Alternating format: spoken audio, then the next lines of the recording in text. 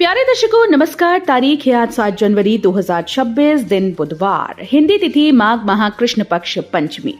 आइए नजर डालते हैं हमारे प्यारे राज्य उत्तराखंड की तमाम बड़ी खबरों पर। वीडियो शुरू करने से पहले कमेंट बॉक्स में जय हिंद लिखकर हमें सपोर्ट करें। तो चलिए शुरू करते हैं। अंकिता के पिता से बात करूंगा, हम हर जांच के लिए हैं तैयार, सीएम धामी ने कही ये बात। मुख्यमंत्री पुष्कर सिंह धामी ने कहा कि अंकिता के पिता से बात करूंगा, किसी भी दोषी को बख्शा नहीं जाएगा, हम हर जांच के लिए तैयार हैं। कहा कि अंकिता भंडारी की हत्या एक संवेदनशील व हृदय विदारक घटना है। प्रदेश सरकार ने इस पूरे मामले की मजबूती से पैरवी की और 3 आरोपियों को उम्र कैद की सजा हुई।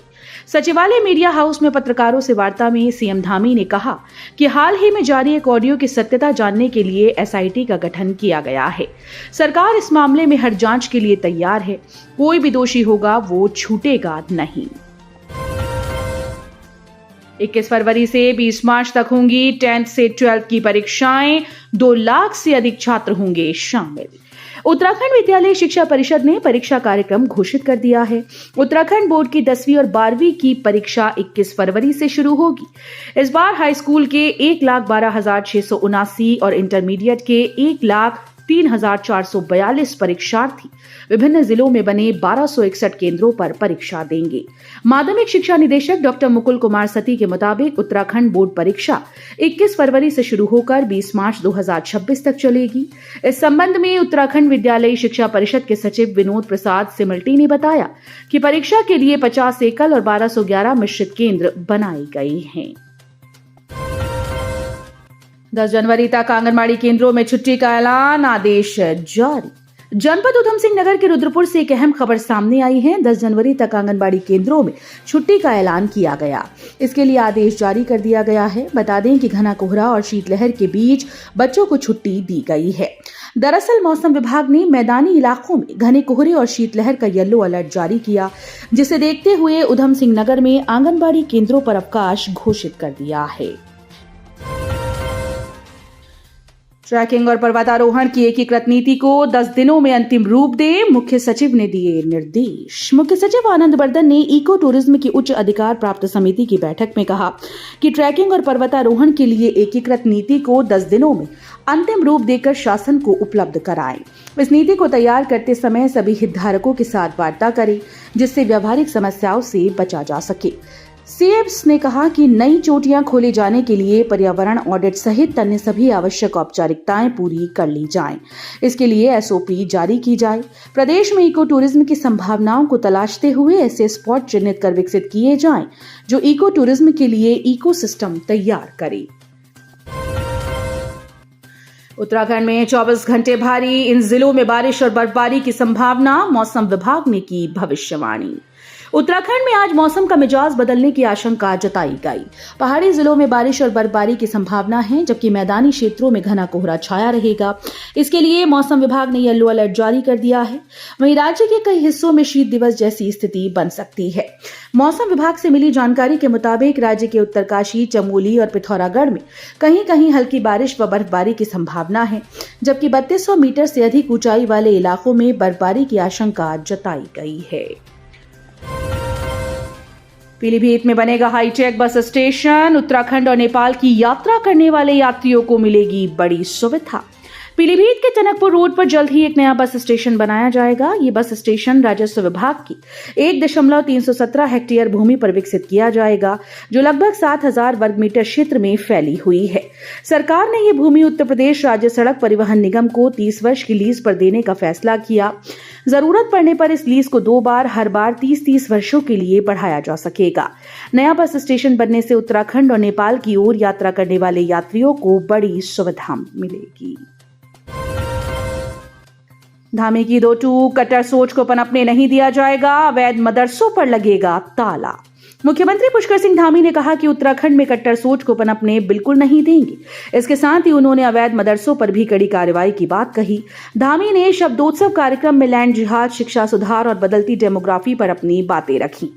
सीएम ने कहा कि मदरसों की आड़ में नाम कुछ काम कुछ जैसी गतिविधियां किसी भी सूरत में स्वीकार्य नहीं है। देवभूमि उत्तराखंड में ज्ञान, विज्ञान और आधुनिक शिक्षा ही प्राथमिकता है। मेहनत रंग लाई। 84 वर्षीय विजय मेहरा ने तैयार किया खास स्मार्ट कैलेंडर। 400 वर्षों की मिलेगी जानकारी।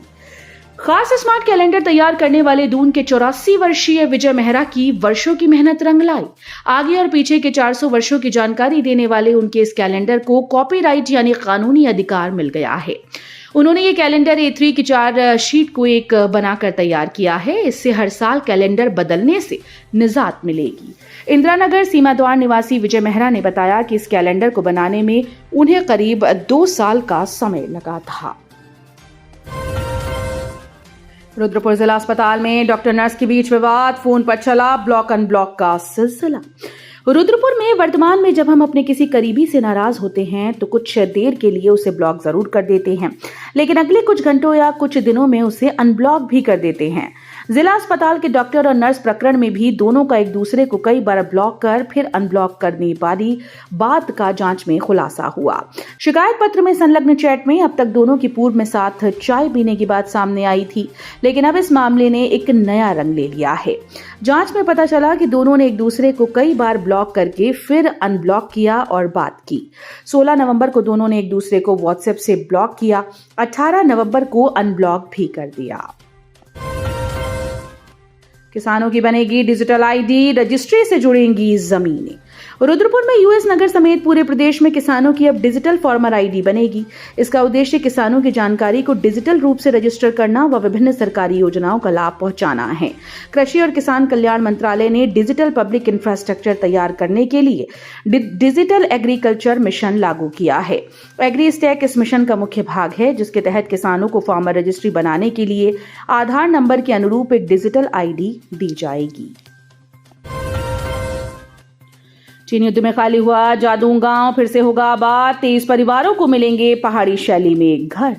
उत्तरकाशी जिले के सीमावर्ती जादून गांव पर्यटन के लिए आबाद होगा। प्रदेश सरकार अब इस गांव के 23 परिवारों को पहाड़ी शैली में घर बनाकर देगी। पहले चरण में गढ़वाल मंडल विकास निगम ने 6 घर बनाने का काम शुरू कर दिया है। नीलांग घाटी के पास जादून एक ऐतिहासिक सीमावर्ती गांव है। 1962 के भारत चीन युद्ध के बाद इस गांव को खाली करा लिया गया था। अब इस गांव को केंद्र सरकार की वाइब्रेंट विलेज योजना के तहत पुनर्जीवित किया जा रहा है। साध्वी प्राची बोली, कुंभ क्षेत्र में गैर हिंदुओं की एंट्री हो बैन, आतंकी घटना की हो सकती है साजिश। कुंभ मेला क्षेत्र को गैर हिंदू प्रतिबंधित क्षेत्र घोषित करने की मांग में हिंदूवादी नेत्री साध्वी प्राची भी शामिल हो गईं।